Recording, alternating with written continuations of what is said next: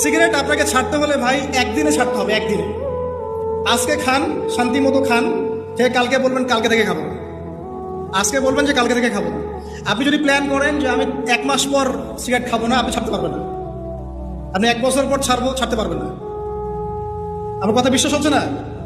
যারা সিগারেট খাওয়া ছেড়েছে, একদিনে ছেড়েছে, কাল থেকে খাবো না, শেষ।